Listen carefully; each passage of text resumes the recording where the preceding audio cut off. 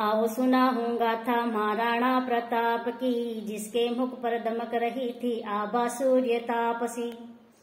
आओ सुनाऊं गाथा महाराणा प्रताप की, जिसके मुख पर दमक रही थी आभा सूर्य तापसी। उठा धरा की रज को उसने अपने शीश लगाई थी, लेकर हस्त शस्त्र आज्ञा मातृभूमि से पाई थी। खाकर घास की रोटी अपनी भूख मिटाई थी, रणबेजों को उसने ऐसी धूल चटाई थी। बड़ी बुलंदी लिए हुए वो अश्वों की टाप थी।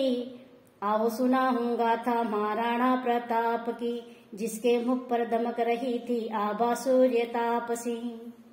समरभूमि में जब राणा को ललकारा था, अकबर की सेना को मौत के घाट उतारा था। करी चढ़ाई मुगलों पर लिए हाथ में भाला था, 3 टांग से चेटक ने वो पार किया नाला था। 25 फुट का कूदा नाला वो राणा की थाप थी। आओ सुनाऊं गाथा महाराणा प्रताप की, जिसके मुख पर दमक रही थी आभा सूर्य तापसी। एक एक कर न जाने कितनी लाश बिछाई थी, देखो हल्दी घाटी में कैसी हाहाकार मचाई थी।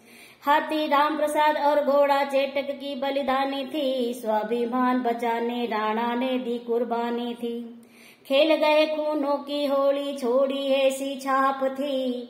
आओ सुनाऊं गाथा महाराणा प्रताप की, जिसके मुख पर दमक रही थी आभा सूर्य तापसी। मेवाड़ी पगड़ी का राणा ने ये मान बढ़ाया था, हल्दी घाटी सनी खून से ये इतिहास रचाया था।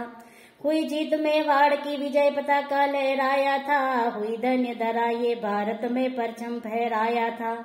दिया न झुकने शीश न किया समझौता आपसी। आओ सुनाऊं गाथा महाराणा प्रताप की, जिसके मुख पर दमक रही थी आभा सूर्य तापसी।